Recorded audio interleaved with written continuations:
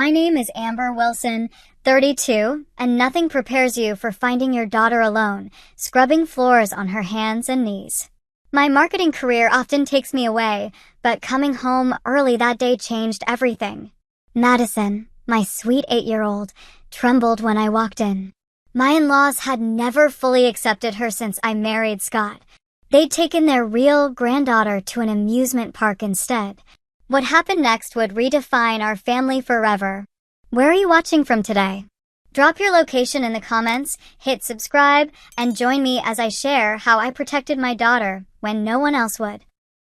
I've always been career-driven, working my way up in digital marketing while juggling motherhood. But make no mistake, Madison has always been my priority, my heart walking outside my body. Some days the balance feels impossible, but we make it work. I met Scott Henderson 6 years ago at a friend's barbecue. Madison was just 2 then, a curly-haired toddler who stole everyone's hearts, including Scott's. From day one, he'd get on the floor to play with her, read her stories with all the silly voices, and never once treated her differently because she wasn't biologically his. Madison came into my life through tragedy. My cousin Stephanie had been my best friend since childhood. When she and her husband died in a horrific car accident, their daughter Madison had no one else. I was 24, single and terrified, but I knew I had to step up. The adoption process was emotional but necessary. Madison deserved stability and love, and I promised to give her both for the rest of her life. When Scott proposed a year after we met, he included Madison in the sweetest way. He got down on one knee with 2 rings, one for me and a small heart necklace for Madison, and asked if we would both do him the honor of becoming his family. After the wedding, Scott legally adopted Madison too. On paper and in our hearts, we were a complete family unit. That's when I first met Robert and Eleanor Henderson, Scott's parents. They seemed pleasant enough at first, if a bit reserved. They brought gifts for Madison, but their smiles didn't quite reach their eyes when they hugged her. I chalked it up to them needing time to warm up to this instant family situation. "She's a pretty little thing," Eleanor had commented, studying Madison's features. "Doesn't look much like either of you, though, does she?" The comment stung, but Scott quickly explained that Madison was adopted, and I appreciated how he said it, matter-of-factly, without apology or qualification. Then there was Michael, Scott's younger brother, and his daughter Lily. By coincidence, Lily was also 8, born just 2 months after Madison. The cousins got along well at first, playing together at family gatherings while the adults watched. But I started noticing patterns at these events. The grandparents would bring 2 gifts, but Lily's was always larger or more expensive. They'd take photos with both girls, but post only the ones with Lily on social media. When Madison would speak, Eleanor sometimes seemed to not hear her, yet she'd hang on Lily's every word. Scott noticed too. After a particularly obvious Christmas, where Lily received a tablet while Madison got coloring books, he confronted his parents privately. "Madison is my daughter," he'd told them firmly. "I need you to treat her with the same love and attention you give to Lily." They denied any favoritism, of course. "You're being oversensitive," Robert had dismissed. "We love both the girls equally. Madison just seems more interested in arts and crafts." But the pattern continued. At Easter, they'd hide more eggs for Lily to find. At Thanksgiving, they'd ask Lily about school, but not Madison. Small things perhaps, but they accumulated like tiny paper cuts on Madison's sense of belonging. "Why doesn't Grandma Eleanor ask me to bake cookies with her like she does with Lily?" Madison asked once, her voice small. I had no good answer. I tried to compensate by creating special traditions just for us. Scott was wonderfully supportive, always validating Madison's feelings while trying to maintain peace in the family. "They're from a different generation," he'd say. "They'll come around eventually." I wasn't so sure, but I respected his desire to believe the best about his parents. This delicate family ecosystem was what made my recent business trip so complicated. I'd been putting off this Chicago conference for months, But when my boss made it clear that my presence was non-negotiable for this potential client meeting, I finally relented. Scott assured me he would take care of everything with Madison: school drop-offs, dance class, homework, the whole routine. "We'll be fine, babe," he promised, kissing my forehead as I fretted over my packing list. "Madison and I will have a daddy-daughter weekend. Maybe we'll build that birdhouse we've been talking about." Madison seemed okay with the plan too, excited about special time with Scott. Everything was arranged perfectly, until it wasn't. 2 days before my departure, Scott received an urgent call from his company's Boston office. A major client was threatening to pull their account, and as senior account manager, Scott's presence was required immediately. We scrambled to find alternative childcare options. Our regular babysitter was away at college, and our backup was already committed. Scott suggested his parents. "They've been asking to spend more time with Madison," he reasoned. "This could be good for their relationship." I hesitated, remembering all those small moments of favoritism. "I don't know, Scott. Maybe my mom could fly in from Arizona." "On such short notice?" "And she just had that knee surgery," Scott reminded me. "Look, I know my parents aren't perfect, but they're capable caregivers. It's just 3 days, and I'll be back before you." Reluctantly, I agreed. We didn't have many options, and I wanted to believe it could be a turning point in their relationship with Madison. Maybe some one-on-one time was exactly what they needed. The morning I left, Eleanor and Robert arrived at our house with overnight bags. "We've got everything under control," Eleanor assured me, barely making eye contact as she scrolled through her phone. "We raised 2 boys, you know. 1 little girl will be a breeze." I knelt down to Madison's level. "Be good for Grandma and Grandpa, okay? I'll call every night, and Daddy will be back in 3 days." Madison nodded bravely, though I could see uncertainty in her eyes. "I'll be okay, Mommy. I'll help with chores and everything. You don't need to worry about chores, sweetie. Just be a kid and have fun," I said, hugging her tightly. "I love you more than all the stars in the sky. Love you to the moon and back," she whispered, our usual goodbye. My Chicago meetings were back-to-back, but I made time each evening to video call Madison. The first night, she seemed fine, if a bit quiet. She reported that they'd had spaghetti for dinner and watched a movie afterward. "Are you having fun with Grandma and Grandpa?" I asked. "It's okay," she said, shrugging.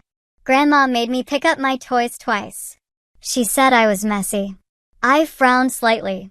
Madison was actually quite tidy for an 8-year-old. "Well, remember it's their house rules while they're there. Just 2 more days, sweetie." The second night, our call was briefer. Robert answered instead of Madison, saying she was finishing her dinner and would call back, but that call never came. When I tried again before bed, Eleanor answered, sounding irritated. "Madison's already asleep. She was overtired from playing all day. We'll have her call you tomorrow."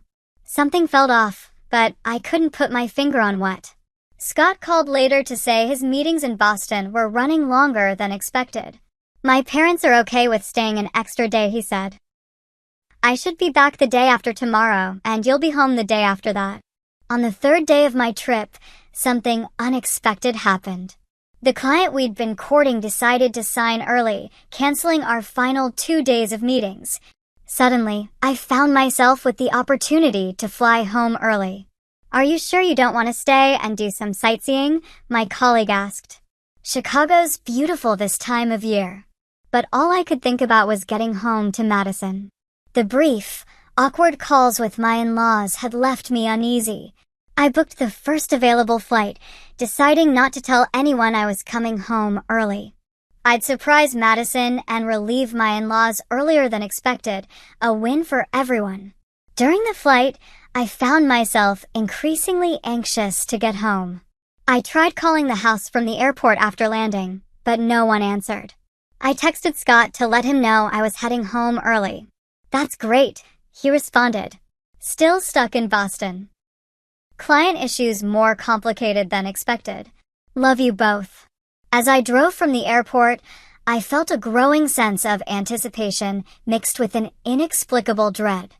I chalked it up to travel fatigue and maternal guilt for being away. I couldn't wait to see Madison's face when I walked through the door unexpectedly. I imagined her squeals of delight, the running hug, the stream of stories she'd want to tell me all at once. But as I pulled into our neighborhood, I noticed something odd. Robert and Eleanor's car wasn't in the driveway. It was a Thursday afternoon. Where would they have gone with Madison? Perhaps to the park or for ice cream. Still, something didn't feel right. I parked in the driveway and grabbed my luggage, the spring air surprisingly cool as I made my way to the front door. Our house seemed unusually quiet as I entered. Hello? Madison? Anyone home? I called out, setting down my bags in the entryway. The silence that greeted me sent a chill down my spine. I moved through the house, calling Madison's name with increasing urgency.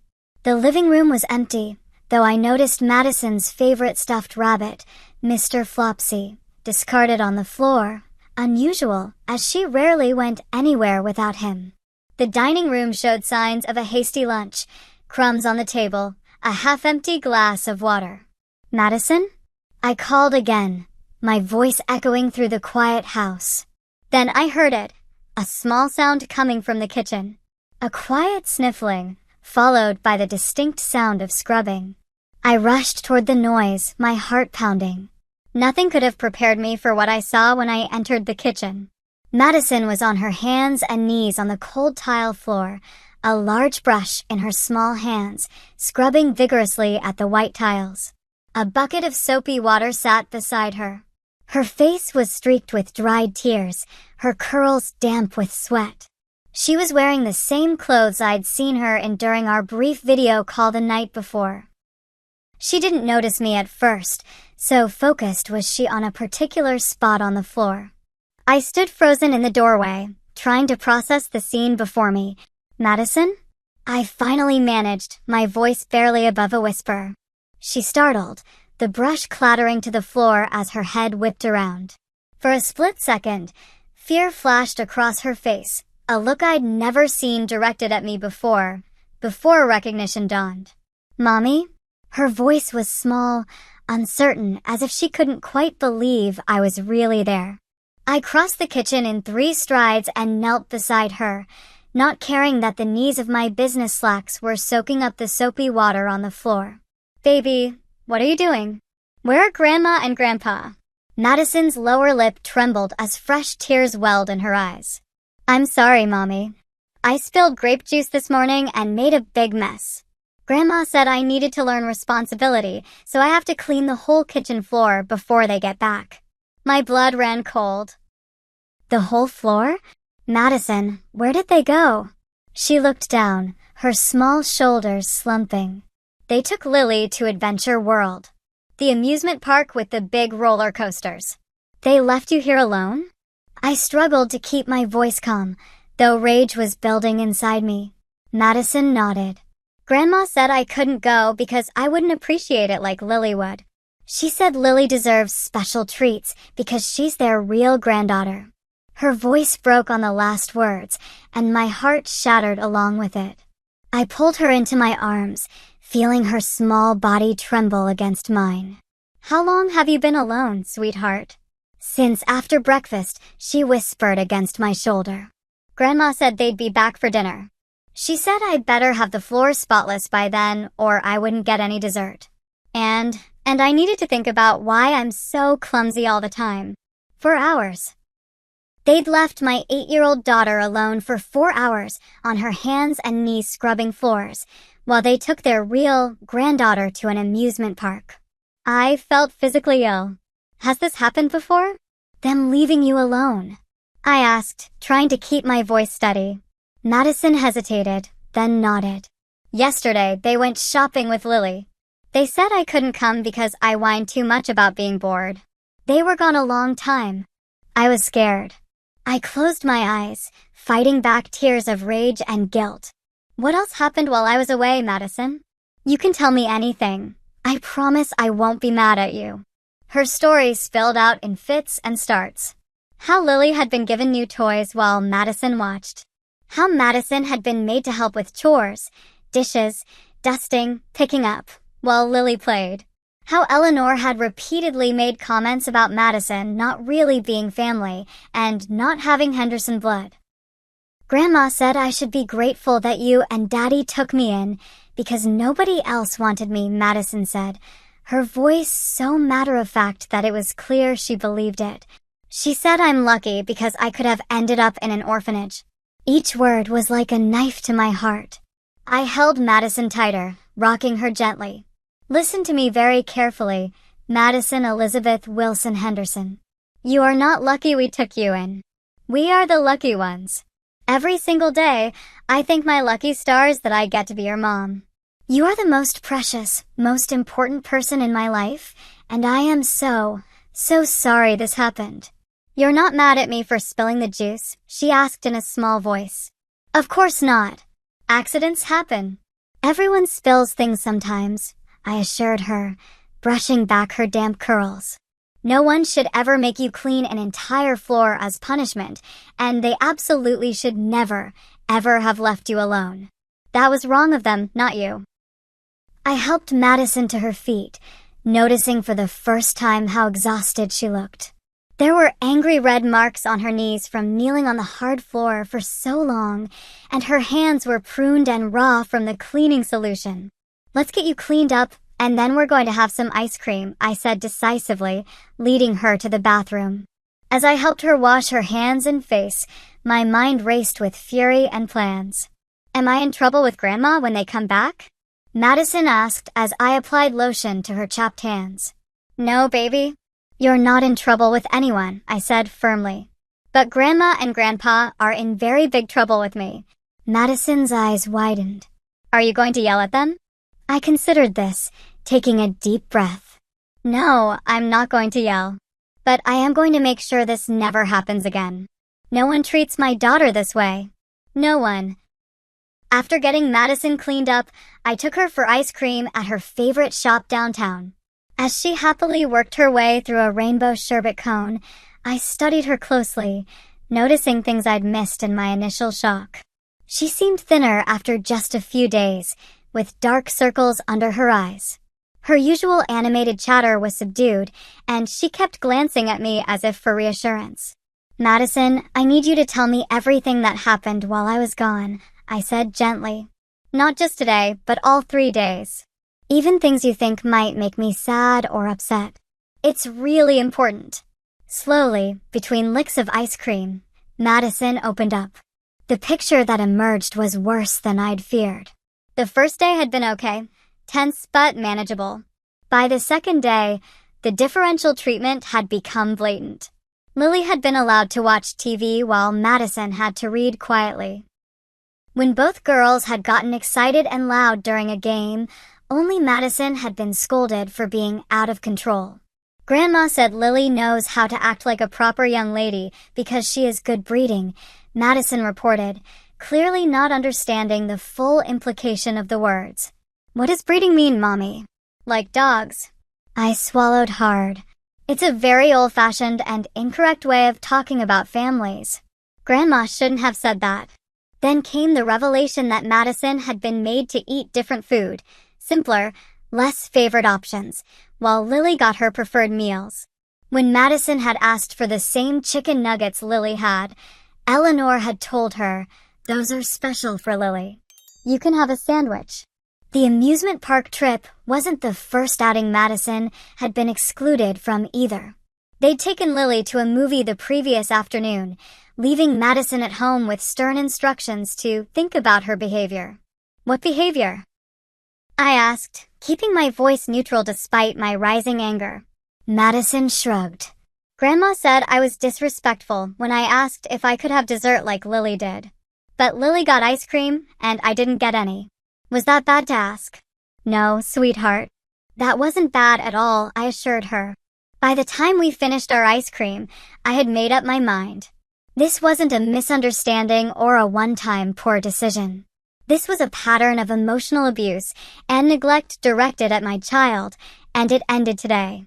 In the car, I tried calling Scott again, but it went straight to voicemail. I sent him a text instead, "Call me ASAP." Emergency with your parents and Madison. At home, I ran Madison a bubble bath, something she loved, and let her play while I paced in the hallway, phone in hand. When Scott finally called back, his voice was tense with worry. What's wrong? Is Madison okay? I stepped into our bedroom and closed the door before letting everything spill out, finding Madison alone, the scrubbing, the amusement park, all of it. Scott's initial disbelief quickly gave way to horror, then rage. They left her alone? 4 hours. His voice rose with each word. And they said those things to her? About not being real family? Yes, I confirmed, keeping my voice low so Madison wouldn't hear. Scott, this is beyond favoritism. This is emotional abuse. And leaving an 8-year-old alone for hours is neglect, possibly even criminal. There was a long silence on the other end of the line. Then, I'm coming home. I'll get the next flight out. What about your client? Screw the client, Scott said with a vehemence I rarely heard from him. My daughter comes first. Always. The word daughter, not stepdaughter or your daughter, but simply daughter warmed something in my chest, even amid the anger and pain. Scott, I said carefully, we need to decide how to handle this before they come back. They'll be here for dinner, and I'm not letting them just walk in like nothing happened. I want them out of our house, Scott said immediately. And I don't want them alone with Madison ever again. I agree, I said, relieved we were on the same page. But we need to be strategic. I don't want to cause a scene in front of Madison or Lily. The girls shouldn't witness an adult confrontation. We discussed options and finally settled on a plan. Scott would try to get home as soon as possible, but in the meantime, I would deal with his parents calmly but firmly. They would be told to pack their things and leave, either to a hotel or back home. We would make it clear that their unsupervised access to Madison was permanently revoked. They're going to fight this, Scott warned. They'll say we're overreacting, that leaving her alone wasn't a big deal, that kids need discipline. Let them, I said, a new steel in my voice. I don't care what excuses they make. They left our daughter alone for hours after making her feel worthless. There's no coming back from that. After hanging up, I checked on Madison, who was happily playing with her bath toys, seemingly more relaxed now. I sat on the edge of the tub and helped her wash her hair, fighting back tears as I noticed a small bruise on her shoulder. How did you get this, sweetie? I asked casually. Oh, Madison said, barely glancing at it. Grandma grabbed me there when I dropped a plate yesterday. It was an accident, though. I was being clumsy. I took a deep breath, reminding myself to stay calm for Madison's sake. That's not being clumsy, that's just being a normal kid. And adults should never grab children hard enough to leave marks, even if they're frustrated. After her bath, I helped Madison into her favorite pajamas, though it was only late afternoon. She needed comfort now, not proper dinner attire. We cuddled on the couch watching her favorite movie, and I explained in age-appropriate terms what would happen next. Grandma and Grandpa made some very bad choices, I told her. The kind of choices that mean they can't be trusted to take care of you properly. So they won't be staying here anymore. Madison looked up at me, her eyes wide. Are they in trouble? Yes, I said honestly. Big trouble. What they did was wrong, and there are consequences for that. Will I still see Lily? She asked, her voice small. My heart ached. Despite everything, she was worried about losing her cousin. Of course you will. Lily didn't do anything wrong, and neither did you. This is about the grown-ups' behavior, not yours. As the afternoon wore on, I checked the time repeatedly. It was approaching 5:30 p.m., typically dinner time in our household. Soon, the in-laws would return with Lily, and I needed to be ready. I asked Madison to play in her room when they arrived, promising to call her down later. Are you sure you're not mad at me, Mommy? She asked as I tucked Mr. Flopsy into her arms. I have never been more sure of anything in my life, I told her, kissing her forehead. I love you more than you could ever know. As I closed Madison's door, I heard a car pull into the driveway. I squared my shoulders and went downstairs to meet them. Whatever happened next, I knew one thing with absolute certainty. No one would ever make my daughter feel unwanted in her own home again. The front door swung open with a burst of laughter. Eleanor entered first, holding shopping bags emblazoned with the Adventure World logo. Behind her came Robert, carrying a tired-looking Lily on his shoulders. None of them noticed me standing in the living room entryway until I cleared my throat. Eleanor jumped, clutching her chest. "Amber, good heavens, you scared me. What are you doing home? Where's Madison?" Robert asked, looking around as he lowered Lily to the ground. "Madison is upstairs," I said, my voice steady despite the fury coursing through me.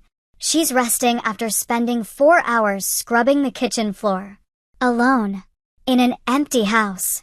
Eleanor's face flickered with something, guilt, perhaps, or simply annoyance at being caught, before settling into a defensive frown. "Oh, don't be so dramatic. She made a mess and needed to clean it up. It's called teaching responsibility." "Responsibility," I repeated, fighting to keep my voice level. "You call leaving an 8-year-old child alone for hours while you go to an amusement park teaching responsibility?" Robert stepped forward, setting down the bags he was carrying. "Now, Amber, it wasn't like that. Madison was being difficult this morning, throwing a tantrum about the juice. She needed some quiet time to think about her behavior." "A tantrum?" I asked. "Madison told me she accidentally spilled juice and apologized immediately." "Well, she would say that, wouldn't she?" Eleanor sniffed, removing her jacket. "I've noticed she tends to twist the truth when it suits her. Not like our Lily." The casual cruelty of the comparison made my blood boil, but I maintained my composure. "Regardless of what happened with the juice, you left an 8-year-old child alone. Do you realize that's legally considered neglect in this state? I could call Child Protective Services right now." That got their attention. Robert's face paled slightly while Eleanor's eyes narrowed. "You wouldn't dare," she hissed. "We were only gone a few hours and Madison is perfectly fine." "Stop being hysterical." "I'm not being hysterical," I replied. "I'm being a mother. A mother who came home to find her daughter alone, terrified, and scrubbing floors on her hands and knees while being told she's not a real member of this family." Robert at least had the decency to look uncomfortable. "We never said that." "Really? Because Madison told me that you both have repeatedly told her she doesn't have Henderson blood and should be grateful we took her in because nobody else wanted her." Eleanor rolled her eyes. "Children exaggerate. And besides, it's simply factual that she's not related by blood. We've never been shy about that." "She's 8 years old," I exclaimed, my voice rising despite my efforts. "And she is related. She's your son's daughter. Scott adopted her legally. She bears your last name. What more do you want?" "Look," Robert interjected, clearly trying to defuse the situation, "we may have made some poor choices today, but you're blowing this out of proportion. We've been taking care of Madison all week with no issues." "No issues?" I laughed incredulously. "Madison told me everything. How you excluded her from outings, made her do chores while Lily played, gave Lily better food, new toys, more attention. She told me about being grabbed hard enough to leave bruises, being told she whines too much, being left alone yesterday too. This wasn't a one-time lapse in judgment. This was a pattern." Just then, my phone rang. It was Scott. I answered and immediately put it on speaker. "Scott," Eleanor said, her voice suddenly honey-sweet. "Your wife is making ridiculous accusations. We've been taking wonderful care of Madison, but you know how challenging she can be. We simply had to discipline her today for misbehavior. By leaving her alone for hours?" Scott's voice crackled through the speaker, tight with controlled anger. "While you took Lily to Adventure World. She needed to learn her lesson," Robert defended. "And we wanted to take Lily out for a special day. What's wrong with that?" "What's wrong," Scott said slowly, "is that you abandoned my daughter. You neglected her. You made her feel unwelcome in her own home, and unwanted in her own family. Oh, please, Eleanor scoffed. She's being oversensitive, just like her mother. Honestly, Scott, I don't know what you expected. Blood is thicker than water, after all. It's only natural we have a special bond with Lily. The room went deadly silent. Even Eleanor seemed to realize she'd gone too far. What did you just say? Scott's voice was dangerously quiet. I just meant, Eleanor began, but Scott cut her off. I heard exactly what you meant, Mom, and it's unacceptable. Madison is my daughter. Not my stepdaughter. Not my adopted daughter. My daughter. And if you can't treat her with the same love and respect you show Lily, then you don't deserve to be in her life. Eleanor's face contorted with indignation. How dare you speak to me that way? After everything we've done for you. We're your parents.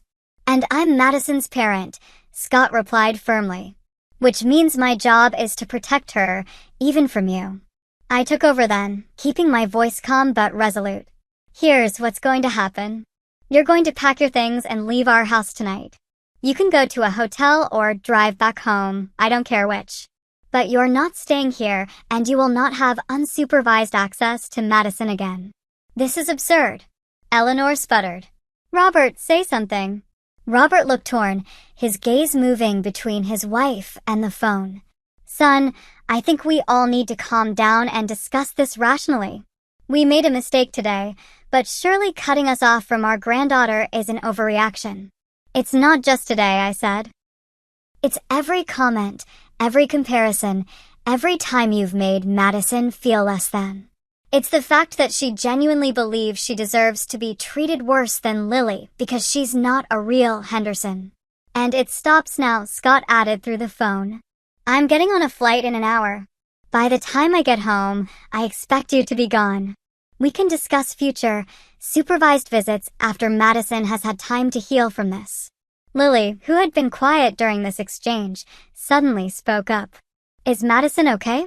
Can I see her? Her innocent concern highlighted the absurdity of the situation. Even a child Lily's age recognized something was wrong. I knelt down to her level. Madison is okay, but she's resting right now.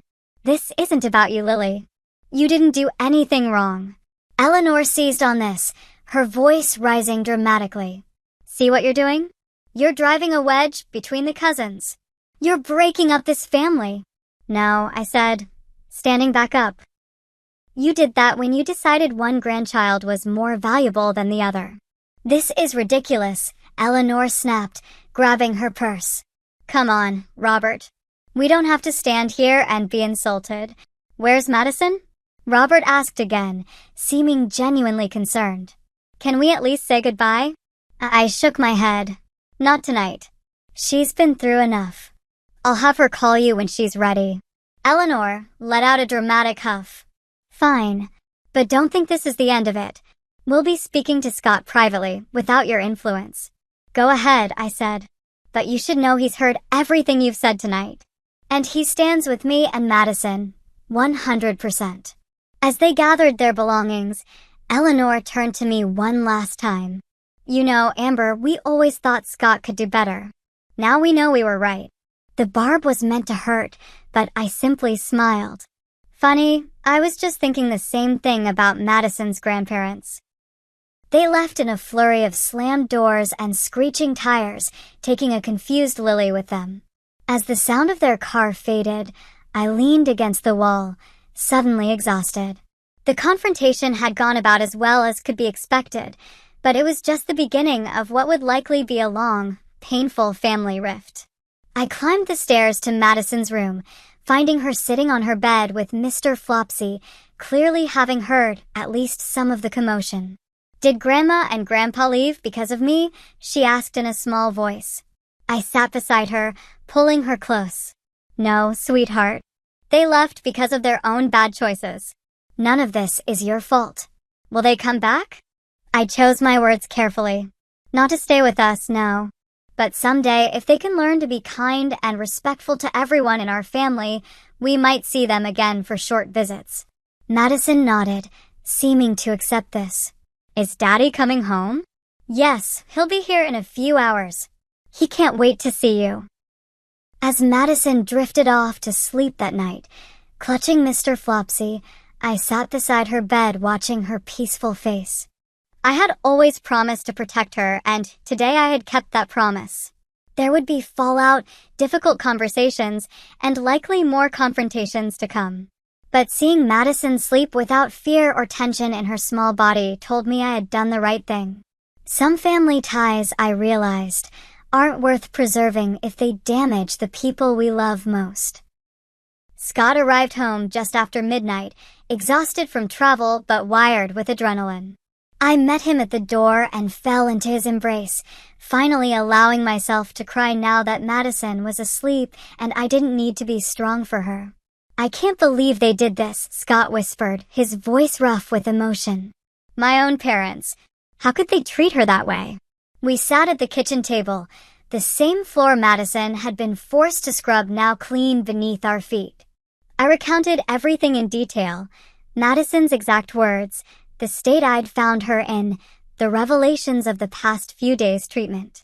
Scott listened, his face growing increasingly pained. "I knew they favored Lily," he said, running his hands through his hair. "But I never imagined they'd go this far. Leaving her alone? Telling her she's not real family? That's..." He trailed off, unable to find words adequate to express his disgust. "Have they called you?" I asked. Scott nodded grimly. "Multiple times. I texted that I'd speak to them tomorrow. I couldn't handle it tonight." The next morning, Madison was overjoyed to find Scott home. She threw herself into his arms with a squeal of delight that warmed my heart, a glimpse of her usual exuberance returning. Over breakfast, we had a family meeting, keeping the conversation age-appropriate but honest. "Grandma and Grandpa made some very bad choices," Scott explained, holding Madison's small hand in his. "And when adults make bad choices that hurt children, there have to be consequences." "Like when I get a timeout?" Madison asked. "Similar, yes," I said. "Except their timeout is going to be much longer, and they won't be able to spend time with you unless another adult we trust is there too." Madison considered this. "Are they mad at me?" "No, sweetheart," Scott assured her. "They're probably upset about the situation, but none of this is your fault. I need you to really hear that, okay? Nothing you did caused this." Madison nodded, though I could tell she wasn't entirely convinced. We decided that family therapy would be essential moving forward, both for Madison to process what had happened and for us as parents to learn how best to support her. Later that day, while Madison was engaged with a movie, Scott called his parents. I sat beside him as he put the phone on speaker. "We've been worried sick," Eleanor said immediately. "After the way you and Amber threw us out last night." "Mom," Scott interrupted firmly. "I'm calling to make our position absolutely clear. What you and Dad did was neglect and emotional abuse. You left Madison alone for hours. You consistently treated her as less than Lily. You made her feel unwanted in her own family.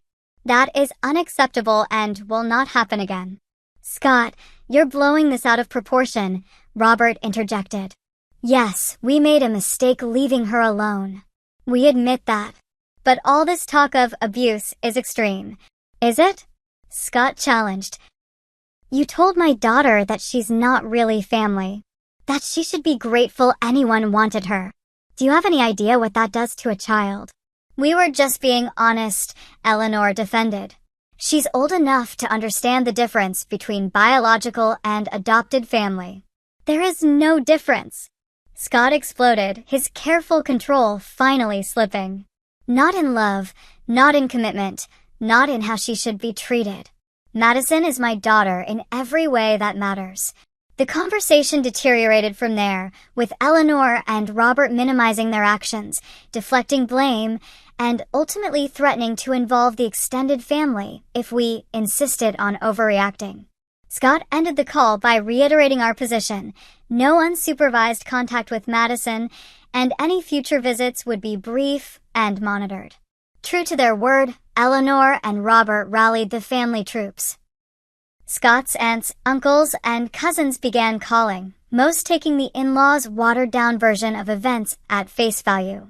They just wanted to give Lily a special day, one aunt insisted. Madison was being difficult, claimed an uncle who'd never even met her. The pressure was intense, but we stood firm. A few family members, notably Scott's brother Michael, seemed skeptical of the narrative being spun. Michael called a week after the incident. "Lily's been upset," he said. "She keeps asking about Madison and why everyone's fighting." "What really happened, Scott?" Scott told him everything, unvarnished.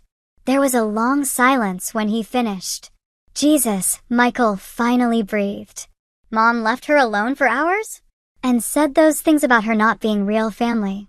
"Yes," Scott confirmed. "And there's more we haven't even told you." Another pause. "I believe you," Michael said finally. "Lily mentioned something about Madison having to clean while she got to play. I didn't think much of it at the time, but God, I'm sorry. Is Madison okay?" That conversation marked a turning point. Michael became an unexpected ally, standing up to his parents and correcting the false narrative being spread through the family. He even arranged for Lily and Madison to have video calls, maintaining their cousin bond despite the adult conflict. Meanwhile, we focused on Madison's healing. The family therapist we found specialized in adoption and blended families. Dr. Lorraine Carter was warm but direct, creating a safe space for Madison to express feelings she'd been bottling up. "Madison, how did you feel when Grandma said you weren't real family?" Dr. Carter asked during one session. Madison clutched Mr. Flopsy tighter. "Sad. And scared. Like maybe Daddy would stop loving me too someday." Scott's eyes filled with tears. "Never," he whispered fiercely. "Never in a million years." Over the weeks that followed, we learned that the incident we discovered was merely the most extreme example of a pattern of differential treatment that had been going on for years. Madison had internalized so much, believing she deserved less because she wasn't really a Henderson. Children are remarkably adaptive, Dr. Carter explained to us in a parents-only session. When they're treated differently, they often assume it's because of something they've done or something inherently wrong with them, rather than recognizing it as unfair treatment by adults who should know better. The first family gathering after the incident was Madison's school spring concert. We knew the in-laws would attend, as Lily was also performing. We prepared Madison carefully, assuring her we would be by her side the entire time. "What if Grandma tries to talk to me alone?" she asked anxiously as we dressed for the event. "That won't happen, I promised. Dad or I will be with you every minute. And if anyone says anything that makes you uncomfortable, you tell us immediately." The tension in the elementary school auditorium was palpable when we arrived. Eleanor and Robert stood with Michael and his wife, Lily between them in her concert outfit. They spotted us immediately, Eleanor's face tightening while Robert looked away.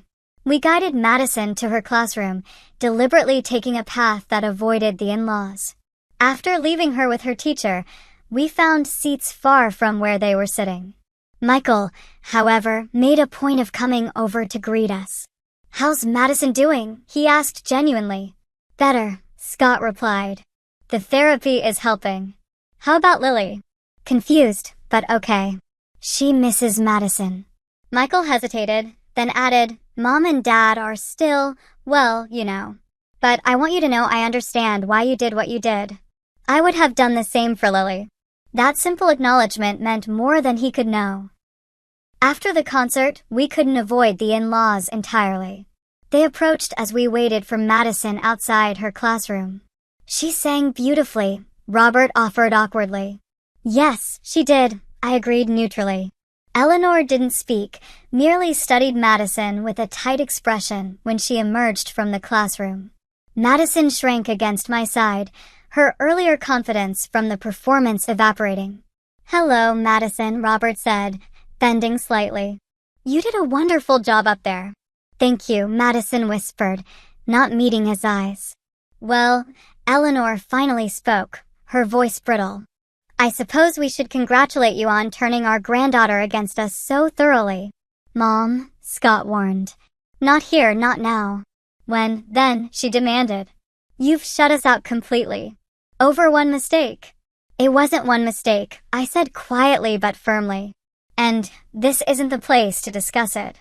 We left shortly after, Madison unusually quiet in the back seat. Are you okay, sweetie? I asked, turning to check on her. She nodded slowly. Grandma still looks mad at me. She's not mad at you, Scott assured her, meeting her eyes in the rearview mirror. She's mad at the situation, and at grown-up things you don't need to worry about.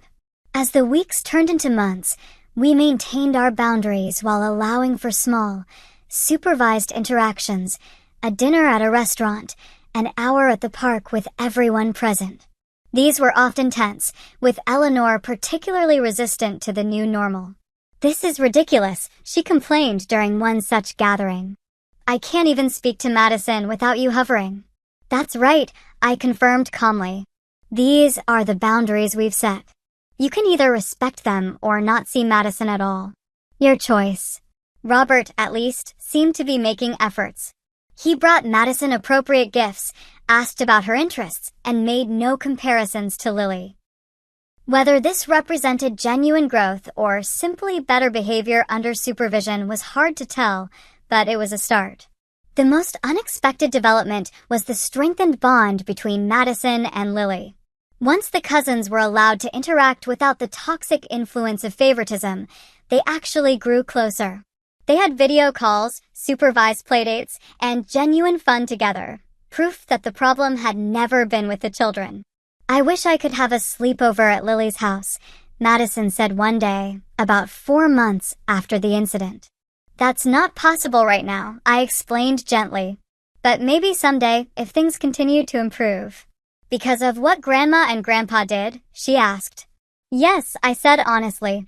We need to make sure you're always safe and respected. That's our job as your parents. Madison considered this, then said something that showed just how far she'd come. It wasn't because I'm not a real Henderson, was it? It was because they were being mean. Exactly, Scott said, pride evident in his voice. And being a Henderson has nothing to do with blood or DNA. It's about love and respect and treating each other with kindness. 6 months after that terrible day, we discovered through therapy that there had been even more instances of favoritism and emotional manipulation than we'd initially realized. Small moments that had seemed insignificant at the time now formed a clear pattern of behavior designed to make Madison feel less than. The good news, Dr. Carter told us, is that Madison is young and resilient. With consistent support and love from you both, she can and will recover from this. The work you're doing now is literally rewiring her brain to understand that she is worthy, loved, and equal. Scott and I committed ourselves fully to that work, creating new family traditions that celebrated our unique family story. We read books about adoption, talked openly about different types of families, and made sure Madison knew her origin story was one of love, not loss. Slowly, we began to see our daughter emerge from the shadow of insecurity that had been cast over her. The light returned to her eyes, her laughter became more frequent, and the constant need for reassurance gradually faded. She was healing, and so were we. 6 months after that fateful day, our family had settled into a new normal. Madison was flourishing in therapy, Scott and I had strengthened our united front as parents, and the relationship with his parents had evolved into something cautiously manageable, if not entirely repaired. The most significant breakthrough came, unexpectedly, during a supervised lunch at a neutral restaurant.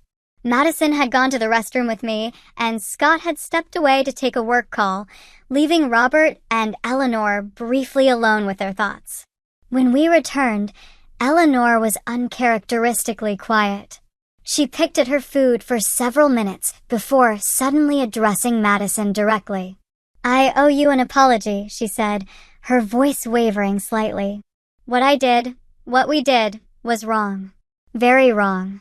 I should never have left you alone, and I should never have said those hurtful things about you not being family. Madison stared at her grandmother, clearly surprised by this sudden contrition.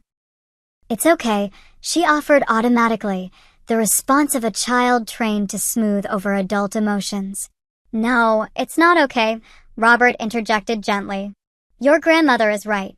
We treated you unfairly, and there's no excuse for that. We're very sorry, Madison." I watched my daughter carefully, ready to intervene if needed, but she seemed to be processing their words thoughtfully. "Why did you do it?" she asked finally, the simple, direct question that only a child would have the courage to ask. Eleanor looked stricken, exchanging a glance with Robert before answering. I think I was holding onto old-fashioned ideas about what makes a family. I was wrong. Being family isn't about blood. It's about love. And your daddy loves you very much, which means you are every bit a Henderson as Lily or anyone else. It wasn't a perfect apology. It didn't address the favoritism or the emotional abuse, but it was a start. And I could see from Madison's face that it meant something to her. "Does this mean we can be friends now?" Madison asked cautiously. Eleanor's eyes filled with tears. "I would like that very much." That conversation marked a turning point, though the road ahead remained long and complicated.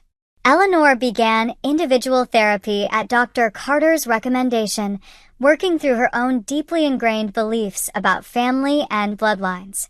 Robert, who had always been more passive in the dynamic, became more actively engaged in building a relationship with Madison based on her actual personality and interests, not comparisons to Lily. The cousins' relationship continued to blossom, free from the toxic favoritism that had previously tainted it. Lily, now understanding more about what had happened, became surprisingly protective of Madison. "Grandma, you have to ask Madison what she wants too, not just me," she'd say when Eleanor slipped into old patterns. The accountability from her beloved biological granddaughter often seemed to impact Eleanor more profoundly than anything Scott or I could say. Scott's relationship with his parents had been fundamentally altered. The blind trust was gone, replaced by cautious vigilance. But as they demonstrated consistent effort to change, he gradually allowed himself to hope for real reconciliation. "I never thought I'd have to parent my own parents," he confessed to me one night. "But that's essentially what we're doing, teaching them how to behave appropriately with our child." "You're breaking a cycle," I pointed out. "Think about it. Your parents probably learned these attitudes from their parents. By standing firm now, you're ensuring Madison won't carry these harmful beliefs forward." The extended family, which had initially rallied around Eleanor and Robert, gradually came to understand the gravity of what had occurred. Michael and his wife became our strongest allies, often serving as bridges between the two sides of the family divide. Mom admitted to me that she doesn't know why she treated Madison that way, Michael told Scott during a brother's lunch. "She said she never consciously decided to favor Lily, but she just did. I think she's genuinely trying to understand it now." Madison's healing was our primary focus throughout this period. The emotional wounds inflicted by years of subtle and not-so-subtle discrimination ran deep, but children are remarkably resilient when given the right support.